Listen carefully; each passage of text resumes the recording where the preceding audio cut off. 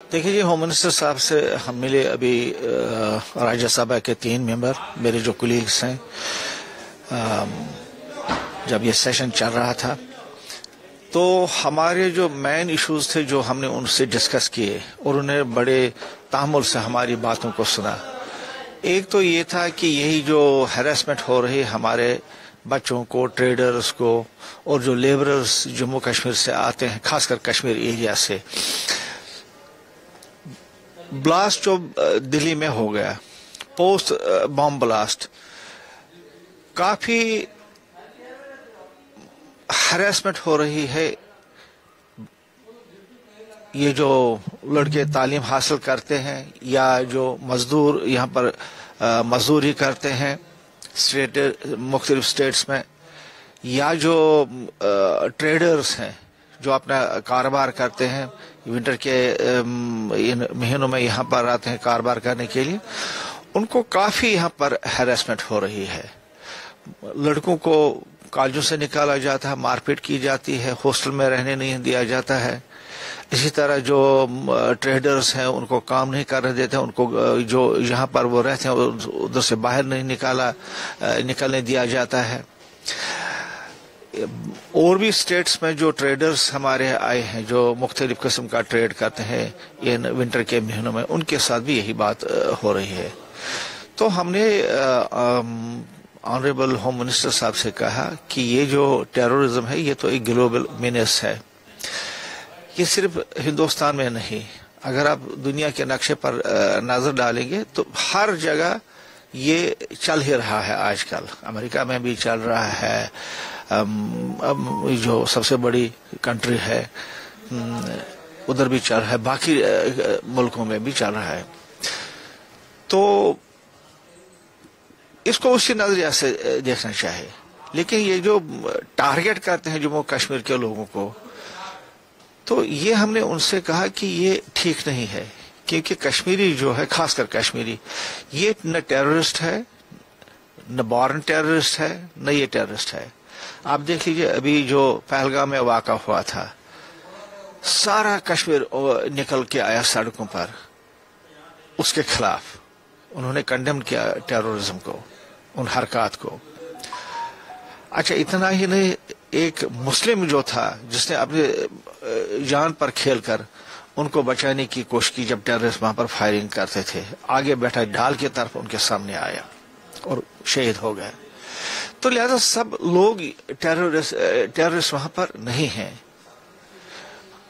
तो यही वजह है कि हम ऑनरेबल जो होम मिनिस्टर साहब हैं उनके पास गए। उनको हमने कहा कि जो कश्मीरी लोग यहाँ पर आते हैं उनके साथ मतलब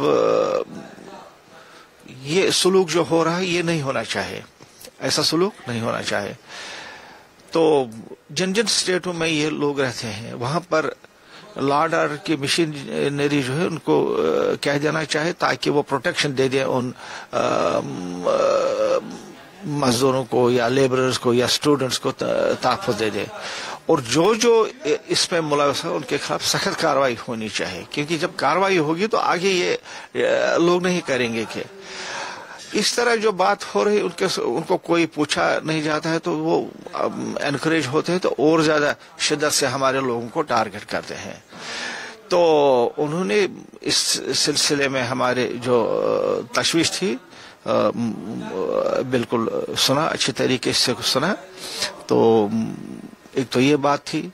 दूसरा जो मामला था हमारा वो यह था कि जो बिजनेस रूल्स हैं, इस वक्त आपको पता है कि 2019 में रियासत जम्मू कश्मीर से जो उसका अपना आईनी तशख्खुस था, जो आइडेंटिटी थी जो 370 ने दी थी, वो खत्म हो गया। आपको मालूम है पार्लियामेंट में ये कानून बना, पार्लियामेंट में ये खत्म हो गया और उसके बाद सुप्रीम कोर्ट ने भी उस पर अपनी मोहर लगाई।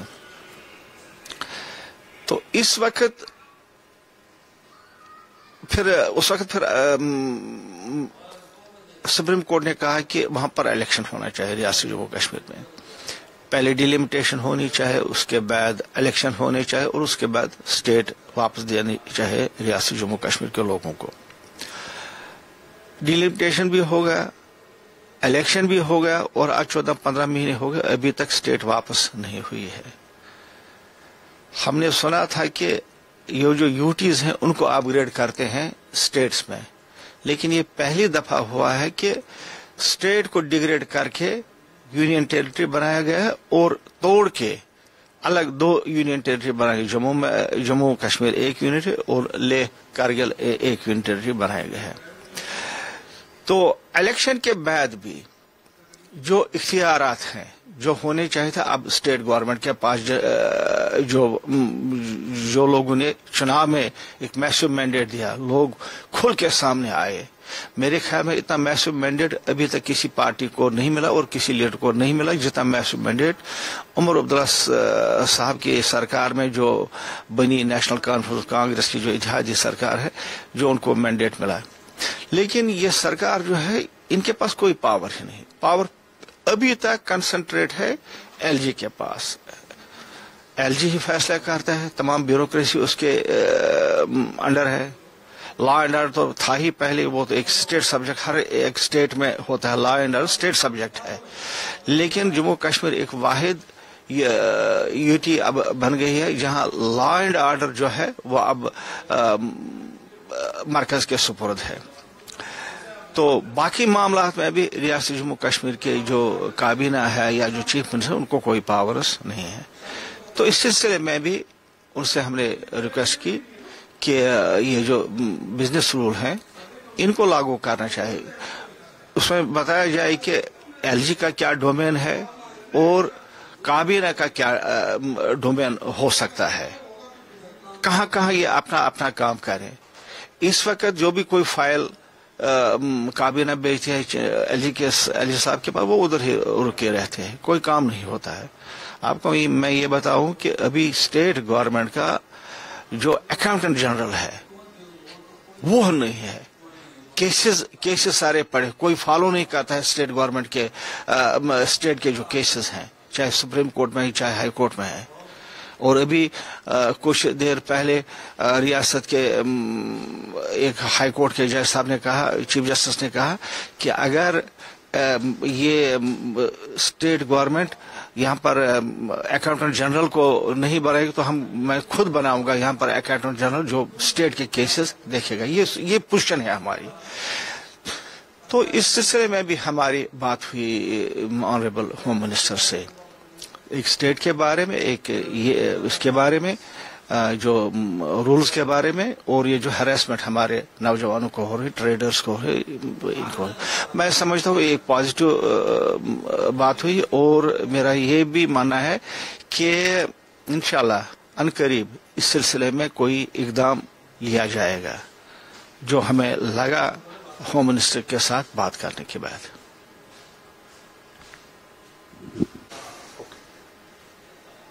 ایک اور مسئلہ جو انسانی مسئلہ ہے جو ہم نے ہوم منسٹر صاحب کے ساتھ ٹیک اپ کیا، وہ یہ تھا کہ پرزنرز کا مسئلہ ہے۔ آپ جانتے ہیں کہ پچھلے کئی سالوں سے ریاست کے جتنے بھی پرزنرز ہیں وہ جموں کشمیر سے اسٹیٹ سے نکال کے اب باہر ریاستوں میں ہے۔ یہ ان کی تعداد ہزاروں میں ہے۔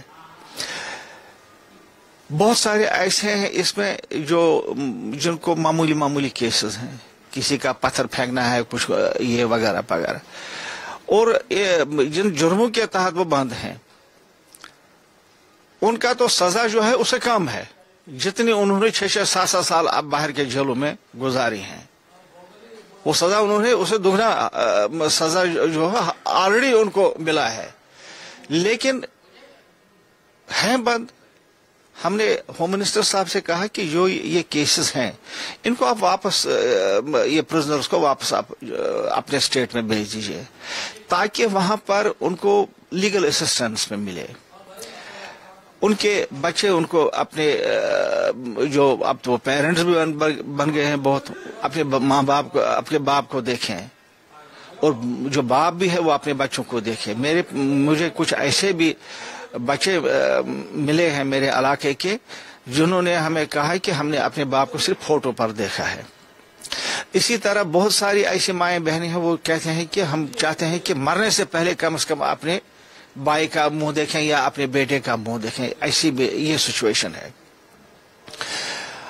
تو یہ معاملہ بھی ہم نے ہوم منسٹر صاحب سے اٹھایا اور ہوم منسٹر صاحب مجھے لگ رہا ہے کہ اس سلسلے میں ایک وہ ریویو کر رہے ہیں تاکہ یہ جو نوجوان یا اب جو بھی ہے جو باہر کے جیلوں میں ہے تاکہ ان کو ریاست میں شفٹ کیا جائے. یہ ایک بہت ہی انسانی مسئلہ تھا تو جس کے بارے میں ہم نے بات کی اور یہ کوئی 10 یا 15 یا 20 نہیں ہے, یہ ہزاروں کی تعداد میں ہے.